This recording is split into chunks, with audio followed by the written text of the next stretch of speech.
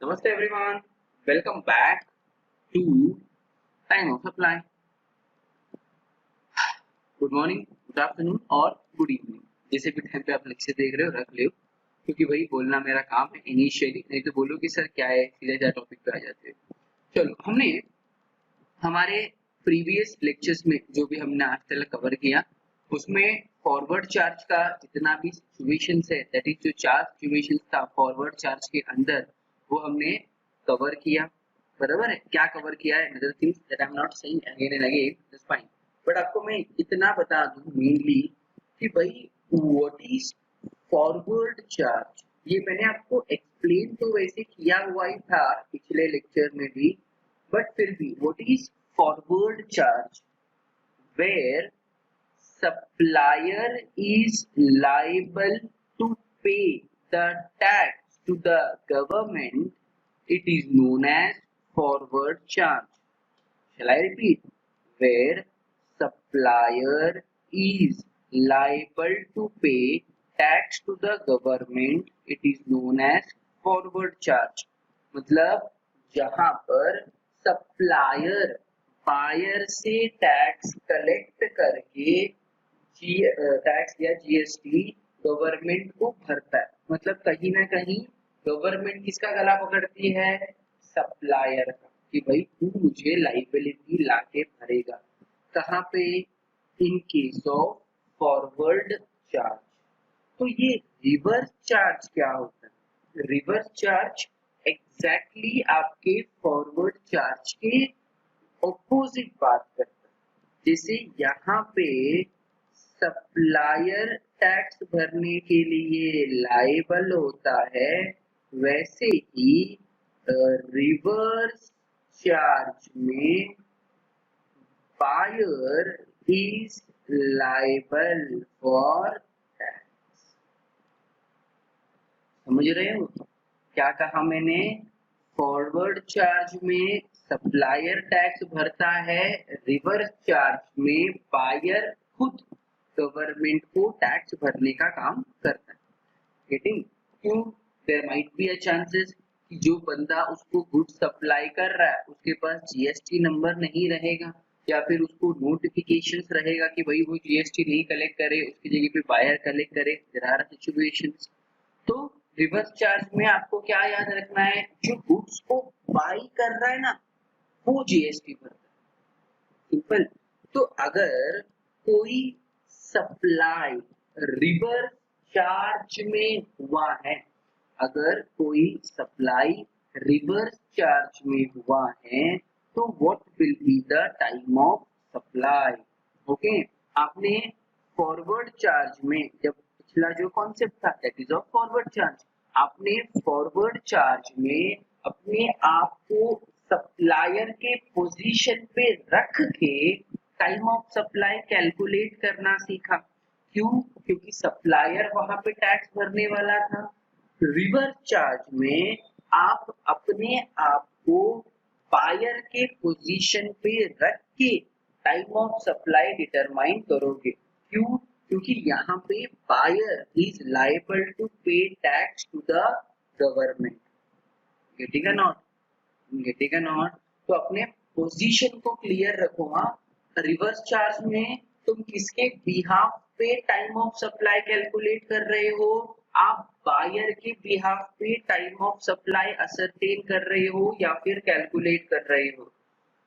Forward charge में आप किसके बिहाफ पे कर रहे थे?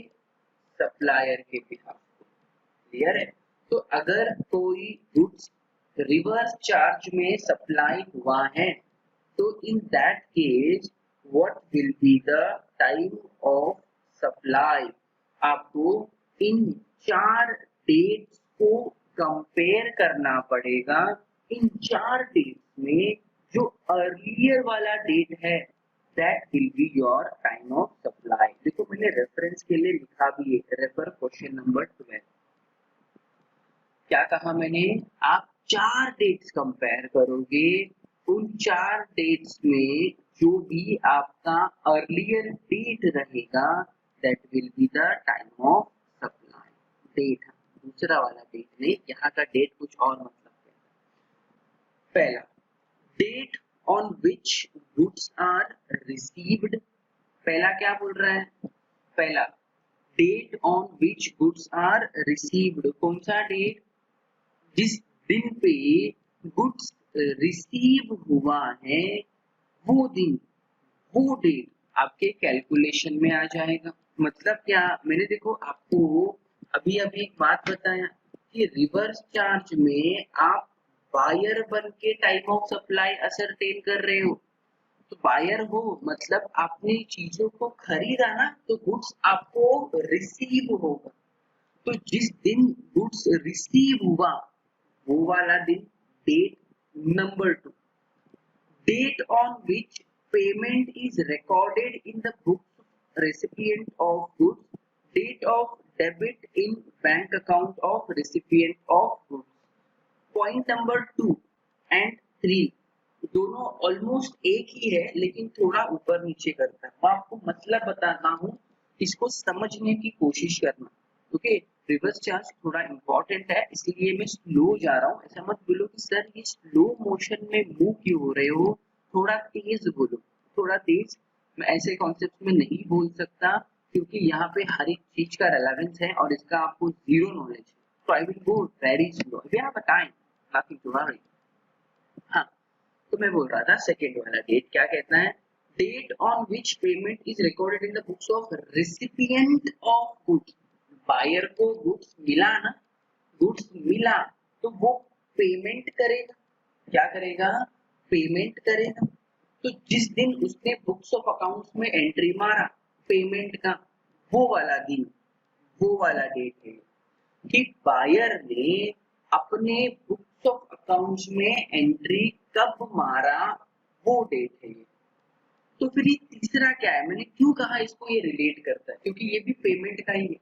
ये जो है date of debit of payment in bank account of recipient of goods का मतलब क्या है? देखो सेकेंड वाला जो डेट था वो था on which date payment books of accounts में रिकॉर्ड किया गया। बुक्स ऑफ अकाउंट्स में लाइक टैली में एंट्री मारा या कोई अकाउंटिंग सिस्टम में एंट्री मारा वो।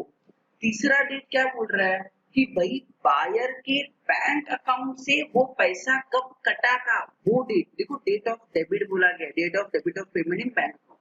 मतलब जो बायर ने पेमेंट किया रहेगा, चेक से पेमेंट किया रहेगा, तो उसके अकाउंट से पैसा कब कटा, वो वाला डेट है। Getting? Then the last date immediately following 30 days from the date of issue of invoice by the supplier।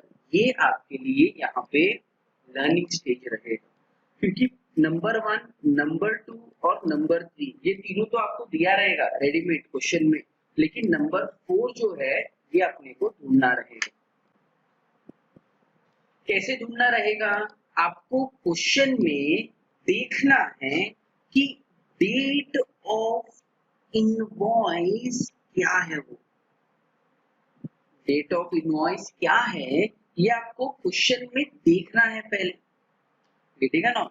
फिर जो भी डेट ऑफ इनवॉइस आपके क्वेश्चन में दिया है उसमें 30 डेज ऐड करके उसका नेक्स्ट डे लेना है। देखो क्या रीड कर रहा हूँ, date immediately following 30 days from the date of issue of invoice by the supplier, from the date of issue of invoice by the supplier। जो भी डेट ऑफ इनवॉइस आपके क्वेश्चन में अवेलेबल है, डेट ऑफ इनवॉइस मतलब जिस दिन supplier ने bill बनाया वो वाला डेट, उसके अंदर आपको 30 डेज ऐड करके जो भी नेक्स्ट डे आता रहेगा ना, जो भी नेक्स्ट डे आता रहेगा that we will be taking as date immediately following 30 days from the date of issue of invoice.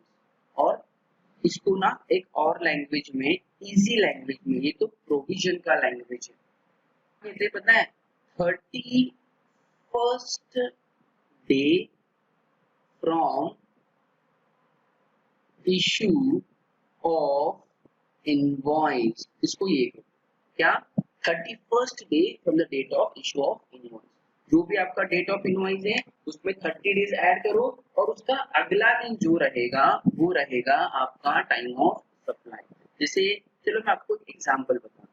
मेरा क्वेश्चन में बोला गया है date of invoice will be date of invoice is for example 15th April 2020, date of invoice 15th April 2020। इसमें आपको 30 days को add करके अगला दिन देना है। मतलब कैनाई से यहाँ पे कैनाई से यहाँ पे जो हम आंसर ढूंढने वाले हैं that is 31st day from invoice date, 31st day from invoice का डेट। सही बात है, लॉजिकल है ना? तो नाउ द थिंग इज कैसे ढूंढेंगे सर? ढूंढेंगे कैसे, सवाल है। चलो देखते हैं। अप्रैल महीने में अप्रैल महीने में टोटल 30 डेज होता है। कितना दिन होता है? 30 डेज होता है, जिसमें इनवॉइस इशू हुआ था 15 तारीख को। इनवॉइस इशू हुआ था 15 तारीख को।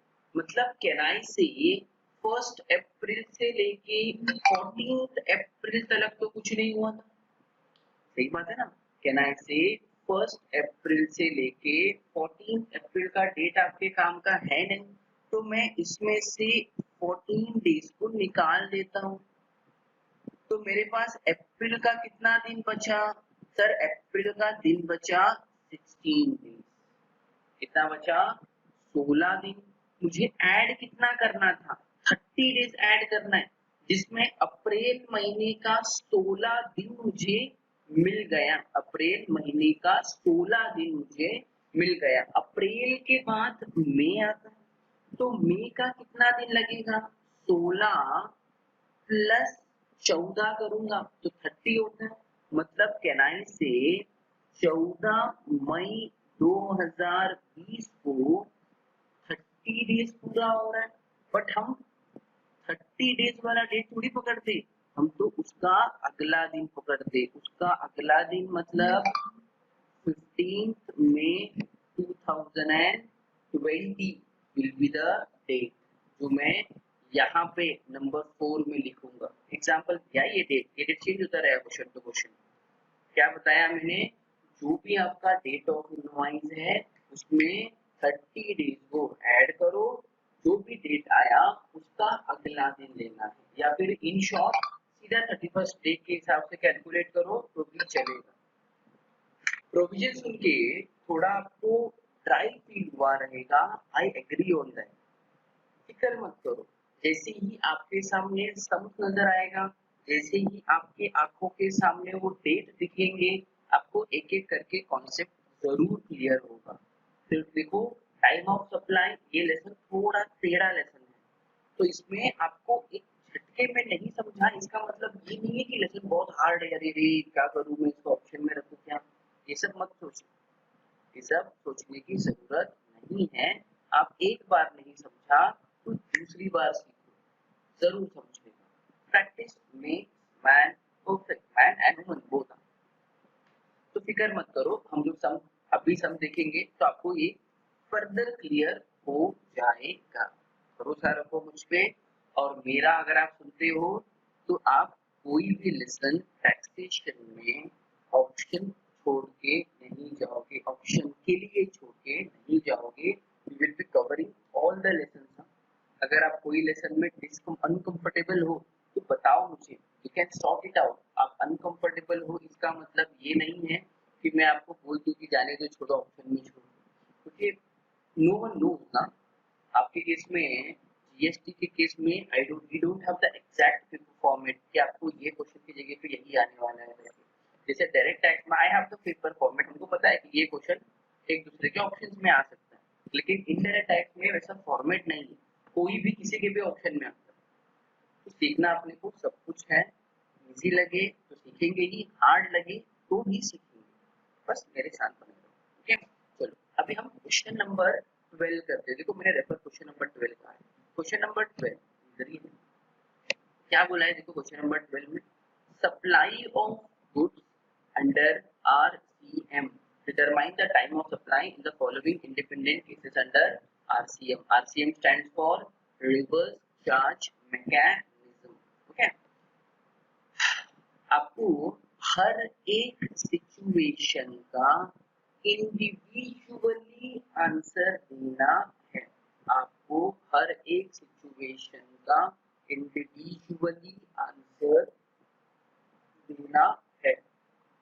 गेटिंग? तो भाई कॉलम्स क्या क्या बनेंगे?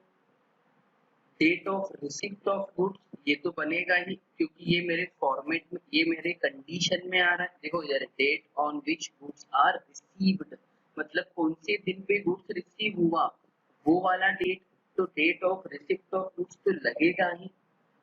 Date of payment in book, मतलब बुक्स ऑफ अकाउंट में पेमेंट किया हुआ एंट्री कब मारा।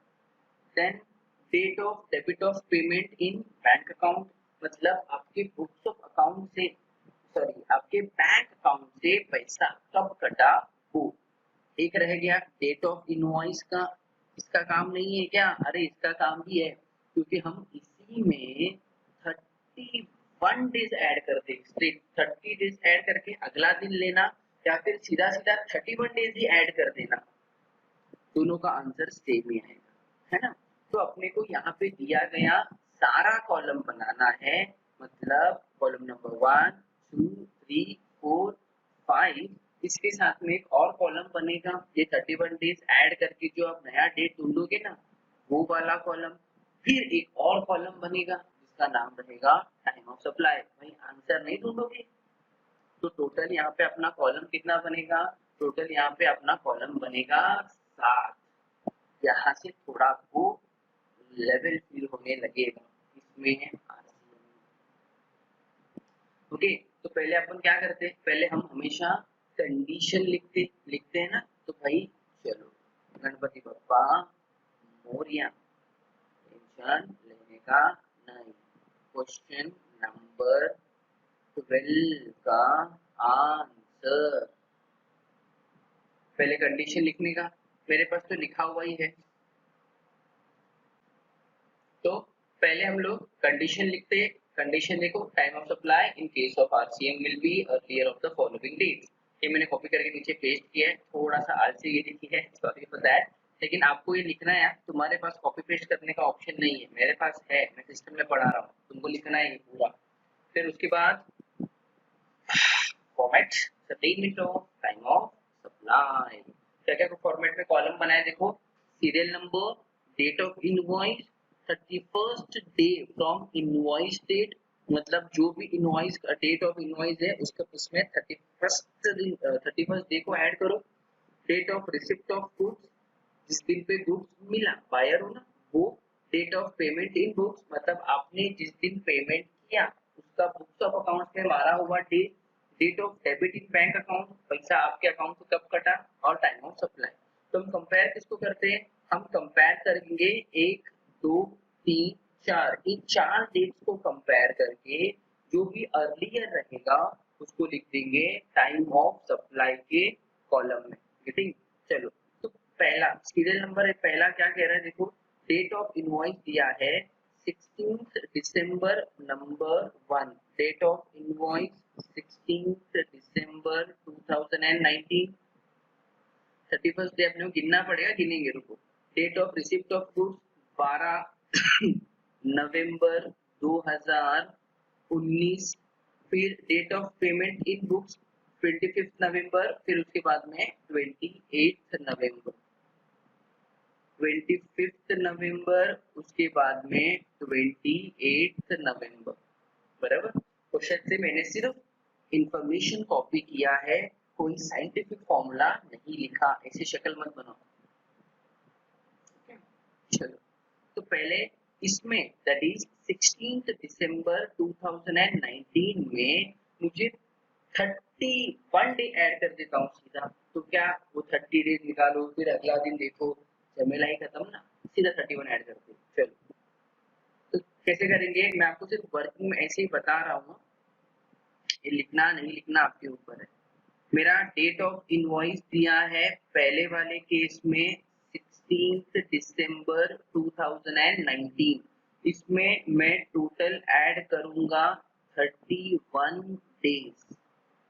ओके, इधर आप 30 डेज ऐड करके अगला दिन लो या फिर सीधा 31 डे ऐड कर दो, तो अगला दिन वाला अलग से दिमाग लगाने का जरूरत नहीं पड़ेगा, है ना। तो 16 दिसंबर 2019 है, तो व्हाट वी कैन डू, चलो दिसंबर महीने में 31 डेज होता है, जिसमें बिल बना 16 तारीख को था, मतलब 1 दिसंबर से 15 दिसंबर का जो डेट था वो मेरे काम का नहीं है, उसको मैं माइनस कर देता हूँ, ठीक करता हूँ थोड़ा सा। तो जो दिसंबर का पहला 15 दिन था वो मेरे काम का नहीं, माइनस किया मैंने, कितना बचा दिसंबर में, दिसंबर में 16 दिन बचा। मुझे और कितना दिन चाहिए 31 डेज पे पहुंचने के लिए, मुझे और लगेगा 15 दिन। तो दिसंबर का 16 और दिसंबर के बाद आता है जैन, जैन का 15 दिन ले लेता हूँ मैं, तो हो गया ना मेरा 31 डेज। तो कैन आई से my new date will be 15th Jan 2020। देखो ये मेरा तरीका है, आप अपने हिसाब से डे ऐड करने का मेथड आपका कुछ और है चलेगा, लेकिन डेट मस्ट नॉट डिफर। आपका भी मेथड में 15 जनवरी ही आना चाहिए, जैसे मेरे मेथड में 15 जनवरी आया। कैसे किया देखो, मैंने दिसंबर में टोटल 31 डेज होता है, मेरा इनवॉइस बना था 16 दिसंबर को, मतलब पहला 15 दिन मेरे काम का नहीं है, मैंने निकाल दिया, बचा कितना 16। दिसंबर में कितना दिन बचा 16, और कितना लगेगा 31st डे पे जाने के लिए 15 दिन लगेगा, तो मैंने सीधा 15 जनवरी लिख दिया। तो चलो यहाँ पे आके मैं लिख लेता हूँ 15 जनवरी, 15 जनवरी 2020। अब कंपेयर किसको करने का, कंपेयर ये 4 कॉलम को करने का, हाँ इनको, इनको और ये भाई साहब को, 1 2 3 4। देखो अच्छे से ध्यान से देखो, और इन चारों में से अर्लियर वाला डेट कौन सा है, देखो पहला कौन सा दिन आ रहा है, देखो अच्छे से 25 जनवरी नहीं आएगा, 12 नवंबर नहीं, 25 नवंबर नहीं, 28 नवंबर नहीं, मतलब 12 नवंबर कहना से इन चारों में से अर्लियर वाला जो डेट है वो 12 नवंबर 2019 का है। तो your answer that is time of supply will B 12 नवंबर 2019। नेक्स्ट नंबर 2, नंबर 2 का पहले अपन क्या करते, क्वेश्चन लिख लेते। चलो number 2,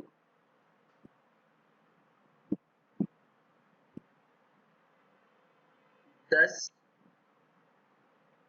February 2020, date of receipt of goods दिया है 11 फरवरी 2020, 11 फरवरी 2020। Then we have 10th February 2020, then again we have 10th February 2020। ठीक है, चलो ये तो भाई मैंने सिर्फ डेटा कॉपी पेस्ट किया और कुछ नहीं। सबसे पहला काम क्या होता है, सबसे पहला काम होता है 31 डेज को ऐड करके नया डेट आइडेंटिफाई करना। किसमें ऐड करोगे, 10th फरवरी में ऐड करोगे। चलो आ जाओ, नंबर 2, डेट ऑफ इनवॉइस क्या है 10th फरवरी 2020।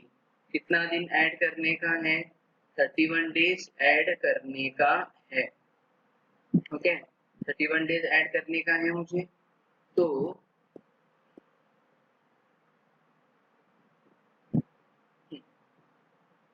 चलो, तो भाई मुझे बताओ द वेरी फर्स्ट थिंग, दिसंबर में दिन कितना होता है, 29, 28, 30, 31, कुछ और। सर अभी तो कंफ्यूजन में डाल दिया आपने हमें। 28 29 2020 28 डेज वाला फरवरी था कि 29 डेज वाला था? Let me tell you, it was of 29 days. कैसे पता चला? सर कैलेंडर देखे रहोगे आप, ये कुछ लोग ने कहा रहेगा बैठ के। हाँ वो तो है, कैलेंडर देखा ही था, चलो ठीक है। बट फिर भी मैंने एक रेसिडेंशियल स्टेटस वाला एक आपको सम सिखाया था जब आप सेमेस्टर नंबर 3 में थे। ओके, सेमेस्टर नंबर 3 बैक के केस में और सेमेस्टर नंबर 5 बीकॉम के केस में।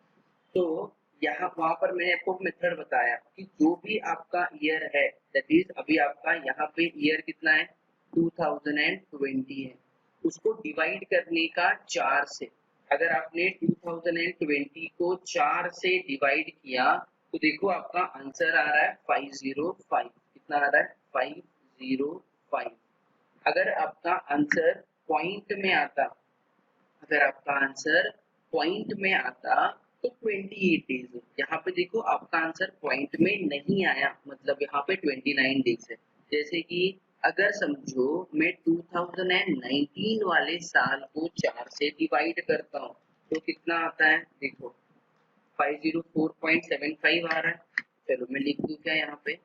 504.75। देखो पॉइंट में आ रहा है आंसर मेरा आगे का, मतलब यहाँ पे कितना दिन होगा? यहाँ पे आपका होगा 28 डेज। तो 2020 में कितना दिन है? 2020 के फरवरी के महीने में 29 डेज है। कितना है? 29 डेज। ठीक है, अच्छी बात है सर, पता चल गया 29 डेज है। तो जिसमें जिसमें जिसमें जिसमें फरवरी में 29 डेज है, जिसमें फर्स्ट फेब से 9th फेब आपके काम का नहीं था, क्योंकि इनवॉइस तो बना 10 तारीख को था। तो मैं क्या करता हूँ, 9 फर्स्ट फरवरी से 9 फरवरी 9 डेज काम का नहीं था आपका, मैंने माइनस कर दिया भाई। तो फरवरी के कितने दिन बचे मेरे पास? फरवरी के 20 दिन। चाहिए कितना? 31। तो मुझे उसका अगले महीने का 11 दिन लगेगा। अगला महीना कभी आता है? मार्च में, मतलब मार्च का 11। तो कैन आई से माई न्यू डेट इज 11 मार्च 2020। चलो लिख डालते फटाफट, न्यू डेट विल बी 11 मार्च 2020। करो कंपेयर, अर्लियर लिखने का है ना, करो कंपेयर फटाफट। चलो 11 मार्च, 11 फरवरी, 10 फरवरी की 10 फरवरी, इन चार में सबसे अर्लियर वाला डेट कौन सा है? दिख रहा है आपको? सर इन चार में सबसे अर्लियर वाला डेट है मेरा मेरा मेरा मेरा बोलो रे, इट इज 10 फरवरी। 10 फरवरी 2020 है ना। हम ये चार कॉलम देखते हैं ना, देखो 10 फरवरी 2020। ठीक है, चलो अभी अपन लिखते हैं नंबर 3। चलो नंबर 3 में क्या दिया है ढूंढते हैं, आ जाओ। नंबर 3 20 अगस्त 2019 है। यहाँ पे मैं लिख लेता हूँ 20 अगस्त 2019। Date of receipt of goods वहाँ पे 26 अगस्त 2019 था, दिखा देता हूँ तो बोलोगे सर कहाँ से लिखते हो। देखो 26 अगस्त, फिर 11/2 और 10/2। चलो लिखते हैं 11/2 2020, 10/2 2020। 20 है ना? हाँ 20 है, ठीक है। तो अभी अभी क्या, अभी आपको काम करना पड़ेगा, बहुत ज्यादा मेहनत करना पड़ेगा। चलो 31 डेज ऐड करके बताओ कितना आ रहा है? कम कम कम कम। जैसे आपको अब चलो थोड़ा तो लॉजिक बैठा ही रहेगा, मुझे जितना लगता है। डेट ऑफ इनवॉइस दिया है 20 अगस्त 2019 का, इसमें कितना ऐड करने का है? 31 डेज ऐड करने का है। तो कितना आएगा? सर से वापस से आ जाओ इस तरफ।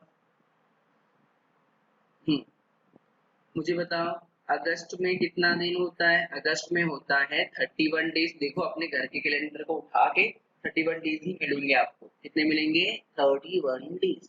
जिसमें इनवॉइस का डेट क्या था, 20 तारीख इनवॉइस का डेट था, मतलब 1 अगस्त से 19 अगस्त आपके काम का नहीं है, तो कहना इससे पहले का 19 डेज काम का नहीं है, हटा देते हो उसको। तो मैंने 19 डेज को माइनस किया, तो कितना दिन बचा, 31 माइनस 19 कर दो, तो कितना दिन बचा, मेरे हिसाब से यहाँ पे बच रहा है 12, बराबर है ना, 12 डेज। कितने कभी बचा, अगस्त में। अपने को कितना चाहिए, 31 चाहिए, तो और मुझे सितंबर का एडिशनल कितना दिन लगेगा, सिंपल कैलकुलेटर में भी यूज कर सकते हो। सर टोटल 31 लगता है, जिसमें 12 दिन मेरे को अगस्त का ही मिला, तो कैन आई से सितंबर का 19, तो my new date will be, it is 19 September 2019। चलो लिख लेते हैं, 19th September 2019. Come now and compare and write the answer. Comparison में 19/9 की 26/8 की 11/2 की 10/2, सबसे अर्लियर वाला डेट दिख रहा है मुझे 26/8/2019 का। तो चलो मैं लिख देता हूँ 26/8/2019। चलो अभी situation number 4 that is serial number 4 calculate करते हैं। तो यहाँ पे आपका डेट ऑफ इनवॉइस क्या दिया है, यहाँ पे आपका डेट ऑफ इनवॉइस दिया है 2 मई 2019।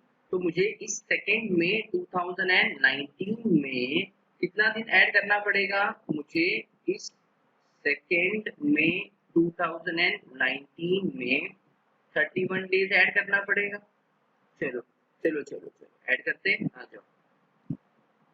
अभी बोलो अगस्त में सेम कितना दिन होता है, 31, जिसमें 1 अगस्त चला गया, आपके काम का ही नहीं था, तो मैं सिर्फ 1 तारीख को माइनस करता हूँ, तो मेरा अगस्त में 30 डेज बच रहा है। अगस्त में कितना दिन बच रहा है, 30 डेज, और कितना लगेगा, 1 दिन लगेगा बस। तो भाई 1 तारीख कभी का, सितंबर का, तो कैन आई से my new date will be 1st September 2019। चलो लिख लेते हैं 1st September 2019। अब कंपैरिजन करो और कुछ नहीं, 1st September 2019 की 20th अगस्त, 26th अगस्त की 25th August, it will be my, can I से अर्लियर, सबसे पहला वाला डेट देखो ध्यान से, 20 अगस्त 2019। Then number 5,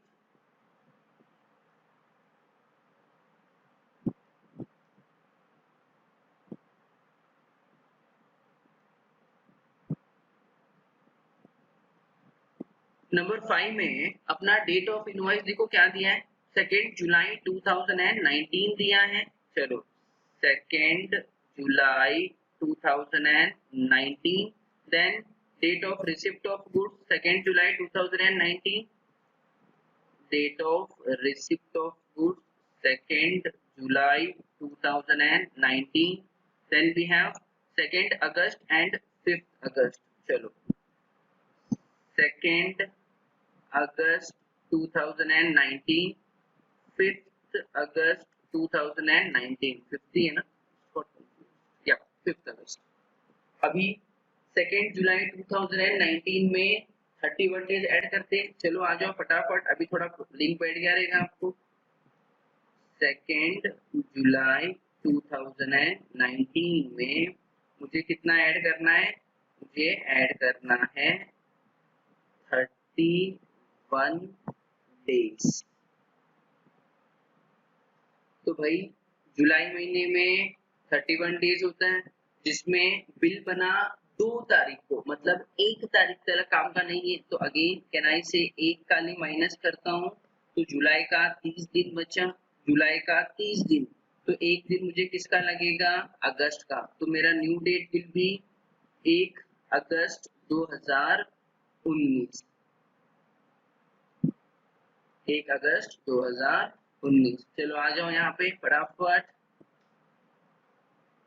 1 August 2019। What will be the answer guys? इन चारों का अर्लियर देखो, 1 अगस्त की 2 जुलाई, 2 अगस्त, 5 अगस्त। अर्लियर मुझे नजर आ रहा है, दैट इज 2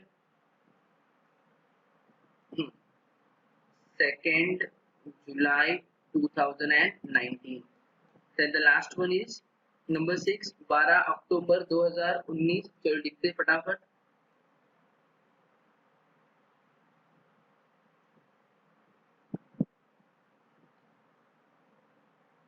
12 अक्टूबर 2019। फिर 3 जुलाई, date of receipt of goods मेरा है 3 जुलाई 2019। देन वी हैव 15 जैन और 16 जैन। चलो 15 जैन 2020, 16 जैन 2020। तो चलो डेट ऑफ इनवॉइस में कितना दिन ऐड करना है? 31 डेज। तो मेरा डेट ऑफ इनवॉइस 12 अक्टूबर है। नंबर 6, 12 अक्टूबर है ना? या इट इज 12 अक्टूबर। 12 अक्टूबर 2019।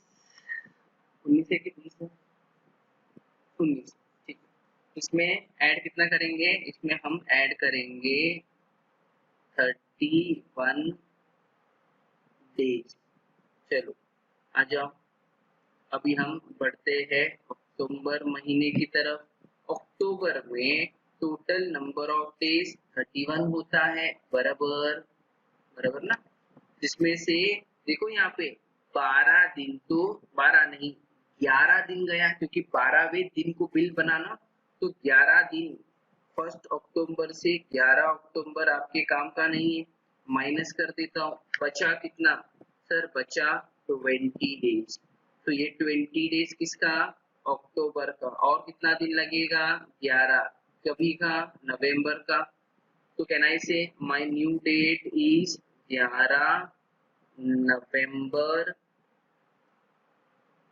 2019। चलो लिख लेता हूँ 11 नवंबर 2019। 11 नवंबर 2019।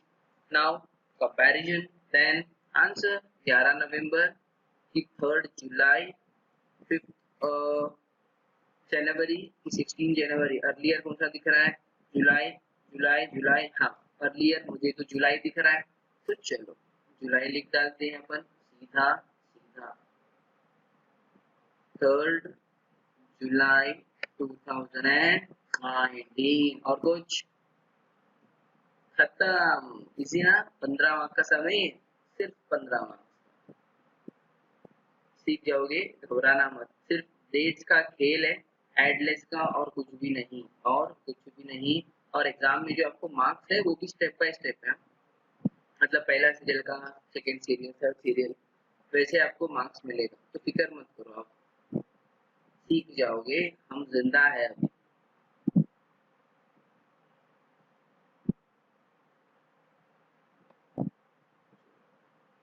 आप लोग स्क्रीनशॉट लेने के लिए तैयार हो?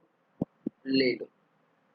रिवाइज कराओ क्या किया मैंने, फटाक से बताता हूँ। देखो हमने यहाँ पे रिवर्स चार्ज मैकेनिज्म में आरसीएम कैलकुलेट करना सीखा। रिवर्स चार्ज मैकेनिज्म में आप तभी टाइम ऑफ सप्लाई कैलकुलेट कर सकते हो जब आपको ये 4 डेट मिलेगा। 4 डेट में कंपैरिजन करके करना है आपको। एक है date of receipt of goods, जिस दिन गुड्स मिला। दूसरा date on which payment is recorded, पैसा बुक्स ऑफ अकाउंट्स में आपने एंट्री कब मारा। देन आपके बैंक अकाउंट से पैसा कब डेबिट हुआ वो। और date of invoice plus 31 days straight away, जो भी डेट आएगा वो उसको कंपेयर करो। Earlier will be your time of supply, that's it. Question में समटाइम ऐसा होगा, डेट ऑफ पेमेंट करके वो लोग एक ही कॉलम देंगे, तो एक ही लिखना, खत्म। दो दो कॉलम कंपल्सरी नहीं है कि हर एक क्वेश्चन में रहेगा। In some question there may be a situations where you will get only one column in the name of date of payment. Whatever they have given in date of payment wala column, straight away write it. It is not compulsory anywhere. You will get both columns, and you will get 2 or multiple columns in the name of date of payment. Getting? Please copy down करो, doubt रहेगा तो please पूछो, हाँ शर्माओ मत, शर्माओगे ना तो मुझे नहीं अच्छा लगेगा क्योंकि तुम्हारे ऊपर सूट नहीं करता। Take the screenshot.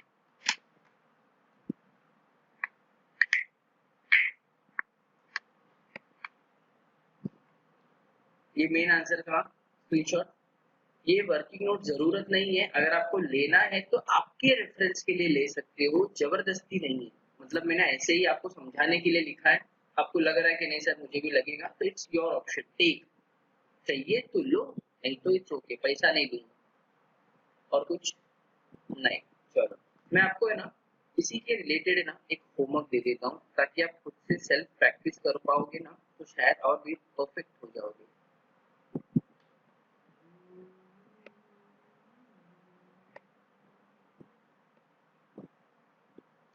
Question number 12 ए आपके लिए होमवर्क है मंडली।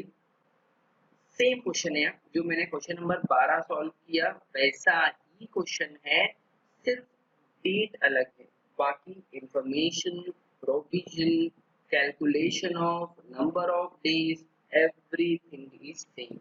होमवर्क खुद से सॉल्व करो। अगर 12 ए नहीं समझ रहा, कहीं पे अटक रहे हो, तो क्वेश्चन नंबर 12 रेफर करो कि भाई क्वेश्चन नंबर 12 कैसे सॉल्व हुआ था, क्योंकि वो भी तो सेम था। फिर भी डाउट आ रहा है आपको, तो हम आपके पास हमेशा हैं, फोन कर लीजिएगा, बंदा आपको फोन में जवाब देगा। Okay, take the screenshot. वैसे पीडीएफ दिया ही है मैंने, बट फिर भी ले लो। देख लगा है? चला। Next, time of supply for goods का अगला concept, supply of voucher, section number 12 sub section 4। इसके ऊपर ऐसे तो कुछ क्वेश्चन नहीं है, इम्पोर्टेंट भी नहीं है आपको एग्जाम्स के लिए, बट स्टिल है कॉन्सेप्ट, तो मैं आपको एक्सप्लेन कर देता हूँ सिर्फ ओरली। इसका क्वेश्चन वगैरह नहीं है, क्वेश्चन सिर्फ हमने जो अभी किया उतना ही है for time of supply of goods. क्या है देखते, supply of voucher section number 12, time of supply of voucher will be, यहाँ पे अर्लियर गिलियर नहीं है। द वेरी फर्स्ट थिंग, ये वाउचर्स क्या हो? आप जब भी शॉपिंग करते हो तो आपको है ना समटाइम्स वाउचर्स मिलता है। जैसे आप फॉर एग्जांपल बिग बाजार चले जाते हो शॉपिंग करने के लिए, तो वहां पे ऐसा कुछ स्कीम है कि आप 10,000 से ज्यादा अमाउंट का शॉपिंग करते हो तो वो आपको वाउचर्स देते हैं, वाउचर्स। तो वो वाउचर्स आप यूज कर सकते हो बिग बाजार में ही, कोई गुड्स को, कोई सामान को खरीदने के लिए। वाउचर सुना रहेगा ना आपने, डिस्काउंट वाउचर्स होता है, कूपन भी कहते हैं कुछ लोग उसको, या फिर फ्री का वाउचर्स रहता है समटाइम्स। तो या फिर आप कहाँ पे, मैकडी में मैंने ये देखा था कि आपने मैकडी में कुछ लिया खाने के लिए, उन्होंने बिल के साथ में आपको वाउचर्स दे दिया, कहा कि सर अगली बार आओगे तभी ये वाउचर लेके आना, मैं आपको डिस्काउंट दूंगा या दूंगी, ठीक है ना। तो वो जो वाउचर्स सप्लाई किया जा रहा है उसका टाइम ऑफ सप्लाई कैलकुलेट कैसे होगा, ये कॉन्सेप्ट सेक्शन नंबर 12 सबसेक्शन 4 में एक्सप्लेन किया गया है। क्या बोला, if supply is identifiable at the time of issue of voucher, time of supply will be date of issue of voucher, time of supply will be date of issue of voucher. What is this? If supply is identifiable at the time of issue of voucher का मतलब क्या है? मतलब ये कि आपने जो voucher, आपने in the sense being a supplier, supplier ने जो वाउचर इशू किया, वो वाले वाउचर से क्या चीजों को खरीदा जा सकता है, अगर ये क्लियर है। जैसे कि एग्जांपल बताता हूँ, सुनो अच्छे से। आप मैकडी में गए, मैकडी में आपको वाउचर मिला, तो वो जो वाउचर आपको दिया जा रहा है उसका इस्तेमाल आप सिर्फ मैकडी में ही कर सकते हैं, सही बात है। और सिर्फ स्पेसिफिक जो भी उनका आइटम्स होता है, आपको नाम पता है, मुझे ऑनेस्टली नाम नहीं पता उन सारी चीजों का। आप सिर्फ उन स्पेसिफिक आइटम्स को ही खरीद सकते हो।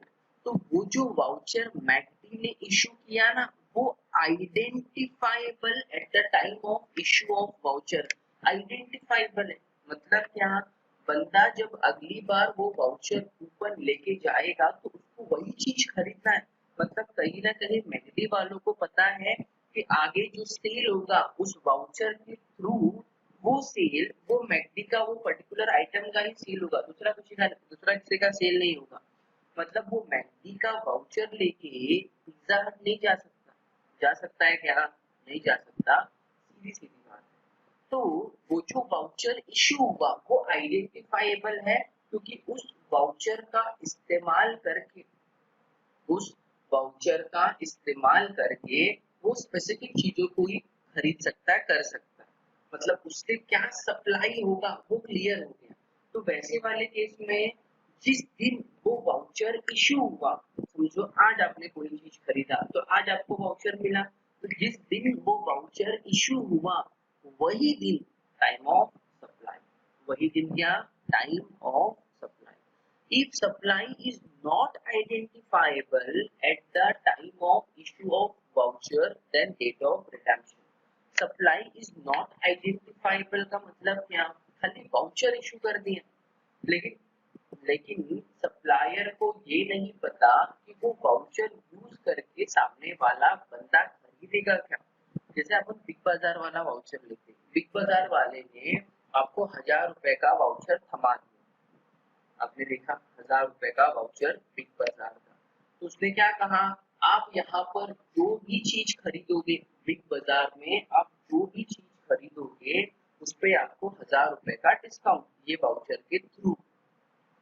तो कहीं ना कहीं वो वाउचर यूज करके बायर कुछ भी खरीद सकता है। आप कैसे गेस कर सकते हो कि उस वाउचर के थ्रू क्या सप्लाई होने वाला है? गेस कर सकते हो क्या? नहीं कर सकते। तो वैसे वाले केस में what will be the time of supply? It will be date of redemption. Date of redemption मतलब जब बायर वो वाउचर को लेके जाके चीजों को खरीद के उस वाउचर को वो जिस दिन यूज करेगा ना, उस दिन वो डे आपके लिए रहेगा टाइम ऑफ सप्लाई। थोड़ा सा मिस लगा रहेगा आपको, वापस बताता हूँ, फिक्र नहीं है अपने को कोई भी चीजों का। अगर वाउचर का सप्लाई आइडेंटिफाइबल है, मतलब जो चीजों जो वाउचर इशू किया जा रहा है उस वाउचर से सिर्फ स्पेसिफिक चीजों को ही खरीदा जा सकता है। ऐसे आपको पता है, ऐसे सप्लायर को पता है कि हाँ ये वाउचर से यही खरीदा जा सकता है, दूसरा कुछ भी नहीं मिलेगा। तो वो वाले केस में time of supply will be date of issue of voucher. तो वाउचर जिस दिन दिया सप्लायर ने बायर को, वो डे, मतलब जिस दिन मैकडी वाले ने आपके हाथ में वाउचर थमाया है वही डे टाइम ऑफ सप्लाई। और अगर सप्लाई आइडेंटिफाइबल नहीं है, मतलब उस वाउचर को यूज करके बायर क्या खरीदेगा ये नहीं पता, तो in that case time of supply will be जिस दिन बायर उस पर्टिकुलर वाउचर को रिडीम करेगा, यूज करेगा, वो date will be the time of supply. Getting? Explanation, last one, residual section 12 subsection 5। Residual मतलब अदर केसेस, मिसलेनियस केसेस, मतलब supply of goods ऊपर किसी में भी नहीं आया, ना वो फॉरवर्ड चार्ज में जा रहा है, ना वो रिवर्स चार्ज में जा रहा है, ना वो सप्लाई ऑफ वाउचर्स में जा रहा है, तो सर वो केस में टाइम ऑफ सप्लाई क्या आएगा वो पूछा गया। ठीक है, चलो मैं आपको फटाक से बता देता हूँ, ज्यादा कुछ नहीं है, सिंपल है। If situation does not fall in any of the above cases, then time of supply will be where a periodical return is filed, date on which return is required to be filed, other case duration on which GST is filed. Simple. अगर आपका case ना forward में आया, ना reverse में आया, ना supply of voucher में आया, तो time of supply will B जब जीएसटी का रिटर्न फाइल करना होता है ना, कहाँ पे? गवर्नमेंट को जिस दिन जीएसटी का रिटर्न सप्लायर फाइल करता है वही date will be time of supply. कोई बात है दोनों में भी, जिस दिन जीएसटी का रिटर्न जिस दिन जीएसटी का जिस दिन जीएसटी का रिटर्न सप्लायर ने फाइल किया वो दिन वो डेट रहेगा टाइम ऑफ सप्लाई। सिंपल। तो थर्ड और फोर्थ सिर्फ नॉलेज के लिए, रीडिंग के लिए, एग्जाम पॉइंट ऑफ व्यू से आपको सम्स वगैरह के लिए इम्पोर्टेंट नहीं है, बट ठीक है बता दिया। That is the case. Return file करना मतलब क्या होता है? देखो, हर महीना जो भी सप्लायर सेल करता है, परचेजेस करता है, उसका डेटा गवर्नमेंट को प्रोवाइड करता है, और जो भी लायबिलिटी बन रहा है वो लायबिलिटी पे करता है, तो उसी को रिटर्न फाइलिंग करना कहते हैं। मैं आपको सिखाऊंगा जीएसटी का रिटर्न फाइल कैसे करते हैं, that I will teach you. Okay, तो ये गाइस सप्लाई ऑफ गुड्स का टाइम ऑफ सप्लाई असरटेन करने वाले सारे सिचुएशन को मैंने आपको कवर कराया है। दैट इज फॉरवर्ड भी किया, रिवर्स भी किया, वाउचर देखा और रिसीवेबल केसेस देखा।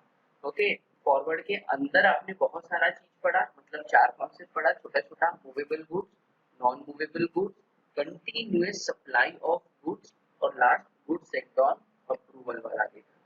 बराबर है। उसके बाद आपने क्या देखा?